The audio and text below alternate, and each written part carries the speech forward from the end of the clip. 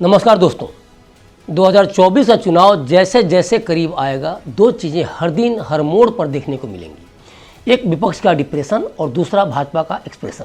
ये दोनों बातें रामलीला मैदान की विपक्षी महारैली में देखने को भी मिल रही है। तो चलिए पहले विपक्ष के डिप्रेशन को समझ लेते हैं।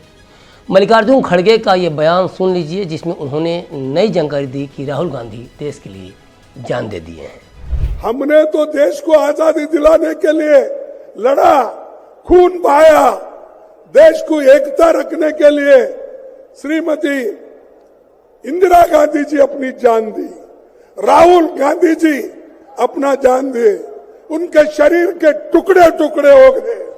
अब यह उम्र का असर है या खड़गे की गांधी परिवार की राजनीतिक नमक का कर्ज अदा करने के प्रयास में भावना की बहती गंगा को बहाना, ये तो खड़गे ही जाने। लेकिन खड़गे को ये पता है कि कांग्रेस में गांधी परिवार के बाहर किसी की आवाज़ न तो कभी सुनी गई और न सुनी जाती है। खड़गे जानते हैं कि जब सोनिया या राहुल कांग्रेस अध्यक्ष थे तब कांग्रेस की स्थिति बहुत मजबूत नहीं हुई, तो एक गैर गांधी की कौन सुनेगा और वे कांग्रेस की नैया कैसे पार लगा पाएंगे। गांधी परिवार के बाहर किसी गैर गांधी को कांग्रेस का अध्यक्ष बनाने में दशकों लग गए, तो ये इस बात की तस्दीक भी करते हैं कि गांधी परिवार का मतलब कांग्रेस है और कांग्रेस का मतलब गांधी परिवार। न तो राहुल गांधी ने देश के लिए जान दिया है और न ही उनके शरीर के टुकड़े टुकड़े हुए हैं। जब राजनीति जनहित वाले कार्यों की जमीन छोड़ने लगती है तो चापलूसी कब उसकी सहचरी बन जाती है पता तक नहीं चलता। और जैसे बड़े नेताओं के प्रसाद पर्यंत जो पद प्रतिष्ठा हासिल होती है, उसकी खुशी में तो कई बार लोग शुक्रिया की जगह श्रद्धांजलि तक दे देते हैं।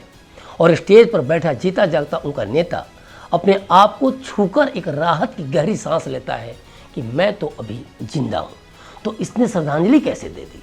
लेकिन राजनीति की मजबूरी है कि श्रद्धांजलि पाकर भी मुस्कुराना पड़ता है, क्योंकि आप स्टेज पर जनता के बीच बैठे हैं और आपने ही तो अपने प्रवक्ता नेताओं को सिखाया है कि चाहे पार्टी कितने भी बड़े घोटाला कर दे, कितने भी गलत कर ले, लेकिन कभी अपने नेता की पार्टी के खिलाफ नहीं बोलना है। क्या महारैली में शामिल विपक्षी नेता मोदी लहर के कारण डरे हुए हैं?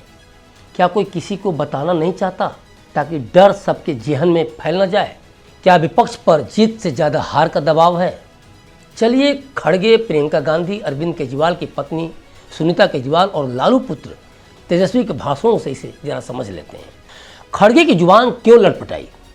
क्या खड़गे को कांग्रेस की हार का पहले से ही आभास हो रहा है? तो क्या खड़गे उस दिख रहे हार को राहुल की वाहवाही से पहले ही ढककर चलने की तैयारी कर रहे हैं? क्या खड़गे को एहसास है कि उस हार का ठिकरा खड़गे के सिर फोड़ा जाने वाला है? कांग्रेस का हाल चाहे जितना बुरा हो, लेकिन आज भी वो प्रमुख विपक्षी पार्टी है। गांधी परिवार ने खड़गे को अध्यक्ष पद उस समय सौंपा है जब सोनिया और राहुल ने अपना भाग्य आजमा लिया था और पार्टी के बुरे दिनों में खड़गे को नेतृत्व थमा दिया। कांग्रेस के कुछ वरिष्ठ नेताओं ने राहत की सांस ली। खड़गे मना नहीं कर सकते थे, अगर पार्टी को उबार भी लेते तो इस उम्र में कुछ हासिल नहीं होने वाला था, और पार्टी को नहीं उबार पाते हैं तो भी खड़गे का गांधी परिवार कुछ नहीं कर सकता, क्योंकि वे जहां थे वहां रहेंगे। लेकिन गांधी परिवार ने खड़गे को कांग्रेस अध्यक्ष बनाकर दलित वोटर्स के बीच एक प्रतिष्ठा वाली फील तो करा ही दी। भाजपा सरकार ने मुर्मू को राष्ट्रपति बनाया था, उसका प्रेशर कांग्रेस पर था, तो उस प्रेशर पॉलिटिक्स से भी निजात पाना था। द्रौपदी मुर्मू ने बतौर राष्ट्रपति 25 जुलाई 2022 को शपथ ली। मुर्मू के राष्ट्रपति बनने के महज 3 महीने बाद कांग्रेस के अध्यक्ष बने खड़गे, और खड़गे के कांग्रेस अध्यक्ष चुने जाने के बाद इसे देश की सबसे पुरानी सियासी पार्टी कांग्रेस में एक नए युग की शुरुआत बताया गया कि कांग्रेस की कमान किसी गैर गांधी के हाथों में पहली बार दे दी गई है, और वो गैर गांधी थे खड़गे। मल्लिकार्जुन खड़गे भी भावुक हो गए। कहा कि एक मजदूर का बेटा, एक सामान्य कार्यकर्ता भारतीय कांग्रेस का अध्यक्ष बना है। कांग्रेस के पुराने अध्यक्षों को याद रखते हुए मेहनत करूंगा, पर आपको भी मेरे साथ लगना होगा। तो ये जो लास्ट में खड़गे ने बोला ना कि आपको भी लगना होगा, तो ये खड़गे ने यूं ही नहीं बोला, बल्कि ये शब्द उनके राजनीतिक अनुभव से निकले हैं। खड़गे को एहसास है कि कांग्रेस डूबती हुई नाव है, और खड़गे ने यह कहकर कांग्रेसियों को बता दिया कि बाबू, कांग्रेस की डूबती नैया को पार लगाने की जिम्मेदारी अकेली मेरी नहीं है, आपको भी पतवार चलाना ही होगा। खड़गे ही नहीं, वरिष्ठ कांग्रेसी नेताओं को भी कांग्रेस का हाल पता है। पार्टी के पुराने विश्वासी और दिग्गज नेता भी कांग्रेस का दामन छोड़ भाजपा में शामिल हो रहे हैं। जिस पार्टी का लोकसभा में एक भी सांसद नहीं है, वो पार्टियां भी सीट शेयरिंग के मुद्दे पर कांग्रेस की एक नहीं चलने दे रही हैं और रही सही कसर खड़गे पूरी कर दे रहे हैं राहुल के जान देने या टुकड़े टुकड़े हो जाने की बातें करके। राज्य विधानसभा चुनाव में जनता इन चीज़ों को उतना सीरियसली नहीं लेती क्योंकि वो अपने स्थानीय नेताओं को करीब से जानती है, उन तक उनकी पहुंच भी आसान होती है। लेकिन बात जब केंद्र या लोकसभा चुनाव की होती है तो जनता बहुत गंभीरता से किसी नेता के बयान और उसके विजन को लेती है क्योंकि यहाँ देश का चुनाव है। दूसरी बात कि नेताओं को अधिकांश लोग टीवी पर ही देखे होते हैं, न उनसे जुड़ाव रहता है और न उन तक पहुँच रहती है। अब जरा प्रियंका वाड्रा का ये वीडियो देख लीजिए। रथ रावण के पास था, संसाधन रावण के पास थे, सेना रावण के पास थी, सोना रावण के पास थी, वो तो सोने की लंका में रहता था।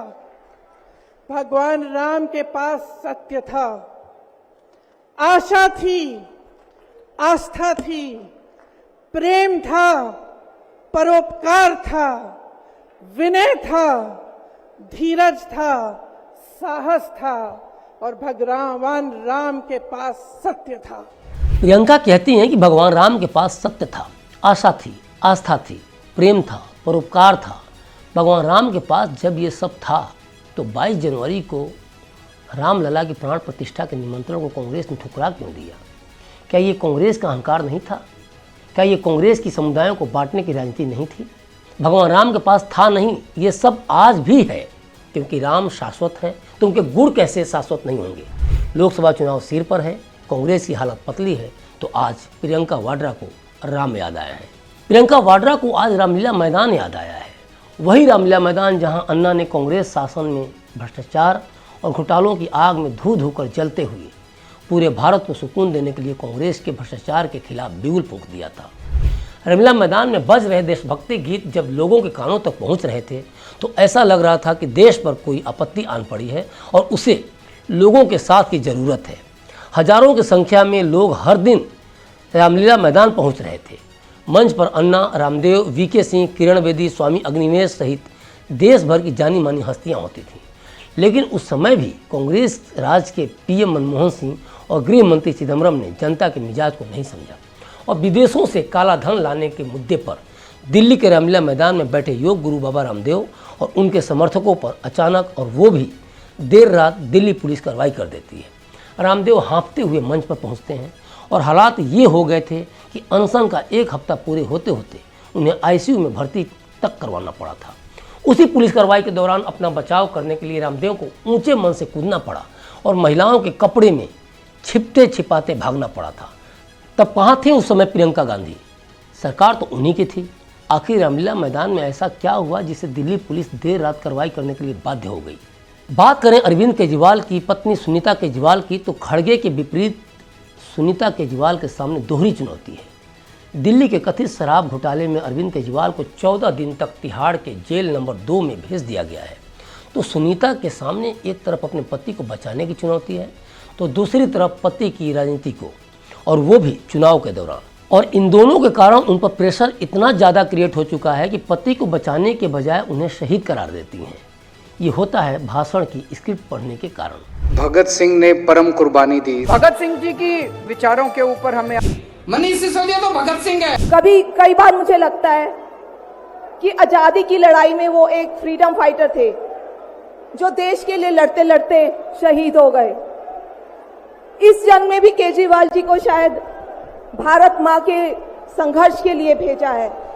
देखा आपने वीडियो? हर वीडियो में देश की बलि वेदी पर मर मिटने वाले शहीदों का नाम, शहादत का नाम। क्या अरविंद केजरीवाल की स्क्रिप्ट सुनीता केजरीवाल पढ़ रही हैं? ईडी ने केजरीवाल को 10 समन भेजे थे लेकिन केजरीवाल नहीं आए तो उन दिनों अरविंद कर क्या रहे थे? क्या केजरीवाल उन दिनों के लिए स्क्रिप्ट तैयार कर रहे थे जब वे जेल जाएं तो उसे सुनीता केजरीवाल पढ़ें? अरविंद केजरीवाल जेल में हैं, उस दौरान भी उनके मैसेज को सुनीता केजरीवाल पढ़ रही हैं। तो इस बात से इनकार नहीं किया जा सकता कि अरविंद केजरीवाल ने जेल जाने से पहले कुछ स्क्रिप्ट तैयार करके सुनीता केजरीवाल को नहीं दिया होगा। क्या बोलना है, बोलते समय किस पॉइंट पर ज़्यादा फोकस करना है, कैसे उनकी तुलना देश के शहीदों से करनी है। सुनीता केजरीवाल द्वारा अरविंद केजरीवाल को शहीद बता देने वाली स्पीच को लेकर सोशल मीडिया पर लोग कह रहे हैं कि ऐसे स्क्रिप्ट तो बॉलीवुड वाले भी नहीं लिख सकते हैं। पहले मुगलों से लड़ाई की होगी केजरीवाल ने और फिर आज़ादी के समय अवतार ले लिया, फिर शहीद हुए तो अब आखिर में दारू घोटाला करने लगे। इस तरह के कमेंट्स हैं सोशल मीडिया पे। इंडी गठबंधन के नेताओं की ये सबसे बड़ी खासियत है कि उनका कॉन्फिडेंस लेवल टॉप क्लास का है। गठबंधन के नेता अंदर से डरे हुए हैं, लेकिन बीजेपी या अन्य दलों को डराने से पीछे नहीं हट रहे। और आप लोगों ने गोविंदा का फिल्म का एक गाना सुना होगा कि तुम तो धोखेबाज हो, वादा करके भूल जाते हो। रोज रोज मोदी जी तुम ऐसा करोगे, रोज रोज मोदी जी तुम ऐसा करोगे, जनता जो रूठ गई तो हाथ मलोगे। अरे तुम तो धोखेबाज हो, वादा करके भाग जाते हो। रामलीला मैदान में महारैली में बोलते ये नेता हैं लालू के पुत्र और बिहार के पूर्व डिप्टी सीएम तेजस्वी यादव। जब थाली में परोस कर सत्ता किसी को दे दी जाती है तो ईडी सीबीआई पर भी उंगली उठाने की ताकत मिल जाती है। इसी रामलीला मैदान की महारैली में तेजस्वी कहते हैं कि लालू जी को कई बार परेशान किया गया। बेहतर होता कि साथ साथ तेजस्वी ये भी बता देते कि लालू को क्यों परेशान होना पड़ा, और अगर कोई घोटाला करे और उसे लेकर ईडी सीबीआई पूछताछ करे तो परेशान करने वाला है। तेजस्वी को यह बताना चाहिए कि जब तक वे सरकार में रहे लालू का नाम लेने से वे हमेशा क्यों बचते रहे। क्या लालू के नाम पर, उनके शासन के दिनों के नाम पर बिहार में एक भी वोट हासिल कर सकते हैं तेजस्वी? क्या इसमें सच्चाई नहीं कि लालू राज के कारण ही राजद का 2009 से ही लगातार ग्राफ गिरता जा रहा है? साल 2014 के चुनाव में भी आरजेडी को महज 4 सीटों पर जीत मिली थी। लोकसभा चुनाव 2019 में तो तेजस्वी की पार्टी ने इतिहास में नाम दर्ज कर लिया। 1997 में अपने गठन के बाद पहली बार राजद ने इस चुनाव में एक भी लोकसभा सीट नहीं जीत पाई, और यह हाल तब था जब बिहार में आरजेडी ने जातिगत समीकरण को साधने के लिए महागठबंधन बनाया था। जनता ने राजद के पक्ष में ये परिणाम दिया था लालू के 15 सालों तक राज करने के एवज में। तो जरा सोचिए कि लालू का शासन जनता के दिल और दिमाग पर कितना बुरा प्रभाव डाला था। देखा जाए तो समूचा विपक्ष एक तरह से साफ है, और यही कारण है वैकुम विपक्ष की स्थिति क्रिएट होने की। क्लिक इंडिया के सीईओ समीर कुमार कहते हैं कि विपक्ष को कौन सा मुद्दा उठाना है और कौन से मुद्दे से बचना है, इसके बारे में वे जब तक श्योर नहीं होंगे वैकुम विपक्ष की स्थिति से नहीं निपटा जा सकता। तो ज़रूरत है जनता के मुद्दों पर सरकार को घेरने की, लेकिन विपक्ष अपने से जुड़े मुद्दों पर ही अटकी हुई है, जिसे जनता भी अच्छी तरह से समझती है। विपक्ष को सदन में वैकुम की स्थिति क्रिएट होने से रोकना है तो ज़रूरत है विपक्ष संवैधानिक संस्थाओं को अपना काम करने दे, क्योंकि तय मानिए राजनीति का स्तर इतना गिर चुका है कि जनता किसी भी पार्टी या किसी भी नेता पर लगने वाले घोटालों के आरोपों पर उन नेताओं का साथ नहीं देने वाली। एनडीए ने जिस तरीके से ईडी की ताकत को यूज किया है वो असंवैधानिक नहीं है, और अब दुहाई देने से कि आप क्यों यूज कर रहे हैं कोई बचाव नहीं दिख रहा। इसलिए ज़रूरी है कि चुनाव के समय पर जनता की बातें करें, उनके मुद्दों पर सरकार के काम की समीक्षा करें। क्लिक इंडिया के सीईओ की ये टिप्पणी बहुत कुछ कहती है। अरविंद केजरीवाल जनता के बीच अपना मैसेज पहुंचाने के लिए शहीद भगत सिंह के नाम का सहारा लेते हैं। तेजस्वी खुद को शेर कहते हैं और राहुल गांधी ईडी सीबीआई को धमकी तक दे देते हैं, लेकिन कोई ये जवाब नहीं देता कि आखिर सैकड़ों हजारों करोड़ के घोटाले के आरोप उन पर क्यों हैं। तो ये तो रही विपक्ष के उन हालातों की बातें जिनके कारण समूचा विपक्ष डिप्रेशन में दिख रहा है। अब बात करें भाजपा के एक्सप्रेशन की, तो ये साफ है कि चुनाव आते ही केंद्र सरकार को विपक्ष सबसे बड़ा घोटालेबाज दिखने लगता है। ईडी और सीबीआई की कार्रवाई बहुत तेज हो जाती है। क्या इस बात का जवाब मोदी सरकार के पास है कि आखिर चुनाव आते ही घोटाले का शिगुफा वे क्यों छोड़ देते हैं, और फिर चुनाव बीतते ही सब कुछ शांत क्यों हो जाता है? कहाँ जाते हैं घोटाले के आरोपी? एडीआर रिपोर्ट जब भी सामने आती है, हर पार्टी के सांसदों को लेकर उस रिपोर्ट में हत्या, दुष्कर्म, लूट सहित कई तरह के क्रिमिनल केसेस की रिपोर्ट छपती है। तो ये कैसे विश्वास किया जाए कि सारे सांसद दूध के धुले हैं? भ्रष्टाचार पर जीरो टॉलरेंस की बात करने वाली मोदी सरकार को भी चाहिए कि अगर वे जनता में अपना इकबाल कायम करना चाहते हैं तो अपने सांसदों के खिलाफ भी जांच करवाएं। लेकिन सरकार के एक्शन और एक्सप्रेशन में काफ़ी अंतर दिखता है। एक्सप्रेशन है भाषणों में जीरो टॉलरेंस की बातें करना, और एक्शन है अपने सांसदों के खिलाफ कोई कार्रवाई नहीं करना। कुल मिलाकर देखा जाए तो सत्ता पक्ष हो या विपक्ष, चुनावी सीजन में एक ही थाली के चट्टे बट्टे हो जाते हैं।